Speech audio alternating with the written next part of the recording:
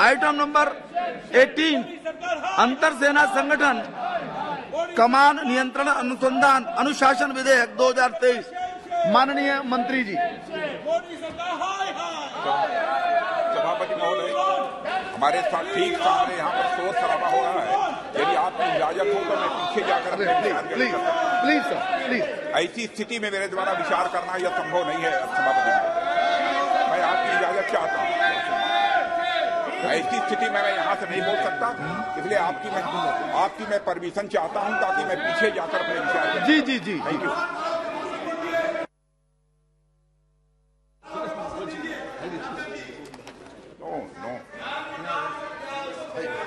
नहीं करना है उसके ऊपर, आपको निर्णय नहीं करना है। जी। आप शांत हो जाइए, आप अपने स्थान पर जाकर के बैठिए, आप अपने स्थान पर जाकर के बैठिए प्लीज। माननीय मंत्री जी, स्थिति नहीं है, ये अच्छी स्थिति नहीं है कि हंगामे के कारण माननीय मंत्री जी को किसी अन्य सीट से अपनी बात कहनी पड़ रही है। ये अच्छी बात नहीं है। ये प्लीज अपने स्थान पर जाइए, शांति रखिए। माननीय सभापति महोदय, मैं आपकी अनुमति से inter services organisation command and control and discipline bill 2023 पर विचार किए जाने का मैं प्रस्ताव करता हूं। इसी के साथ ही माननीय सभापति महोदय, मैं अपने कुछ विचार भी इस संबंध में व्यक्त करना चाहता हूं कि हमारे प्रधानमंत्री श्री नरेंद्र मोदी जी के नेतृत्व में सरकार लगातार नए नए रिफॉर्म्स के माध्यम से राष्ट्र को सशक्त बनाने की कोशिश कर रही है और सारा देश जानता है कि पिछले कुछ वर्षों में सरकार ने लगभग हर क्षेत्र में नई नई पहलें की हैं। पुराने अनेक कानूनों को जहां हमने समाप्त किया है, वहीं पर जहां जरूरत पड़ी है पुराने जो नियम और कानून रहे हैं, उन नियम और कानूनों में हमने संशोधन भी किया है। लोकसभा में पेश किया गया inter services organisation command and control and discipline bill 2023 भी उसी कड़ी में एक यह बहुत ही इंपॉर्टेंट बिल है। सभापति महोदय, यह बिल दो महत्वपूर्ण मकसदों को एक साथ पूरा करता है। यह हमारी आर्म्ड फोर्सेस के तीनों अंगों के बीच इंटीग्रेशन तथा ज्वाइंटनेस की दिशा में बढ़ाया गया एक बहुत ही महत्वपूर्ण कदम है, जिससे वे भविष्य की चुनौतियों का एकजुट और एकीकृत तरीके से मुकाबला कर सकें।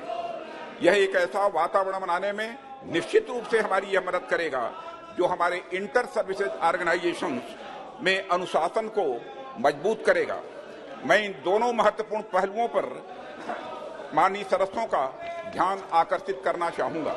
सभापति महोदय, यह सर्वविदित है, अनुशासन यह सेना की आत्मा होती है। यह उनके चरित्र और संकल्प को भी मजबूत करता है। यह आत्मविश्वास को बढ़ावा देने के साथ साथ एक यूनिट या इस्टेब्लिशमेंट के सैनिकों को एकजुट करने में भी मदद करता है। सभापति महोदय, इसलिए कभी किसी परिस्थिति में अनुशासनहीनता का कोई मामला सामने आता है तो उसके बारे में निर्णय जल्द से जल्द या आवश्यक हो जाता है। Inter services organisation command control and discipline bill 2023 किसी इंटर सर्विसेज ऑर्गेनाइजेशन में डिसिप्लिन बनाए रखने के लिए त्वरित कार्रवाई किए जाने का एक प्राविधान करता है।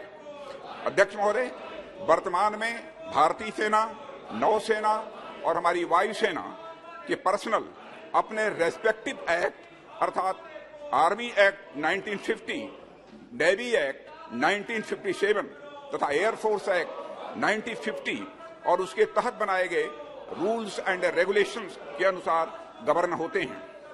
सभापति महोदय, जिस समय ये कानून बने थे उस समय अधिकांश सर्विस ऑर्गेनाइजेशंस में पर्सनल्स सेना के एक ही अंग से होते थे। तदनुसार इन एक्ट्स में निहित प्रोविजंस को एक स्पेसिफिक सर्विस के यूनिक वर्किंग एनवायरनमेंट को ध्यान में रखते हुए तैयार किया गया था। परिणाम स्वरूप इन एक्ट्स के तहत कमांडर इन चीफ या ऑफिसर इन कमांड अपनी डिसिप्लिनरी और एडमिनिस्ट्रेटिव पावर्स का प्रयोग अपनी ही सर्विस के पर्सनल पर कर सकते हैं। उन्हें दूसरी सर्विसेज से संबंधित पर्सनल जो उनके संगठन में कार्य कर रहे हैं पर डिसिप्लिनरी और एडमिनिस्ट्रेटिव पावर्स का प्रयोग करने का अधिकार नहीं है। सभापति महोदय, इन प्रोविजंस के कारण एक विशेष स्थिति तब उत्पन्न होती है जब विभिन्न सर्विसेज के पर्सनल किसी इंसिडेंट में इन्वॉल्व होते हैं और उन पर डिसिप्लिनरी और एडमिनिस्ट्रेटिव एक्शन के लिए इंटर सर्विसेज ऑर्गेनाइजेशंस में कार्यरत पर्सनल को उनके पेरेंट सर्विस यूनिट्स में वापस भेजने की आवश्यकता पड़ जाती है। इसमें न केवल अधिक समय लगता है बल्कि पर्सनल की आवाजाही के कारण धन भी व्यय होता है और उनको न्याय मिलने में भी स्वाभाविक रूप से देर होती है। इसके अलावा सभापति महोदय, एक ही ऑफेंस के लिए अलग अलग जगहों की एजुकेटिंग अथॉरिटीज के अलग अलग निर्णय के कारण स्वाभाविक रूप से विसंगतियां भी पैदा होती हैं। इसलिए सभी इंटर सर्विस ऑर्गेनाइजेशंस के प्रमुखों के लिए उनके ऑर्गेनाइजेशंस में डिसिप्लिन को बनाए रखने के लिए और उनके कर्तव्यों के उचित निर्वहन के लिए एक इनेबलिंग एक्ट बनाने की आवश्यकता महसूस की गई है। तदनुसार आर्मी, नेवी और एयरफोर्स से इनपुट्स लेकर ministry of law and justice के परामर्श से inter services organisation command, control and discipline bill 2023 को ड्राफ्ट करने के लिए एक कमेटी गठित की थी हम लोगों ने। संयुक्त रूप से या एकजुट होकर कार्य करने के लिए इंटीग्रेशन की यह आवश्यकता स्वाभाविक रूप से पड़ती है और ज्वाइंटनेस को प्रमोट करने के लिए जो भावना होनी चाहिए, मैं विश्वास के साथ कह सकता हूं, वह भावना इस बिल में निहित है।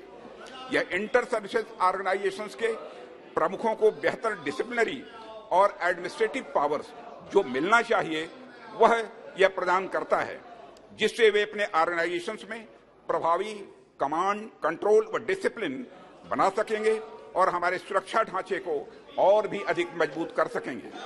अध्यक्ष महोदय, मैं इस सदन को आश्वस्त करना चाहता हूं, सैन्य सुधारों की दिशा में यह बिल एक महत्वपूर्ण पड़ाव है और इस बिल में कोई अतिरिक्त वित्तीय प्रभाव नहीं पड़ने वाला है, यह भी इस सदन को मैं सूचित करना चाहता हूं।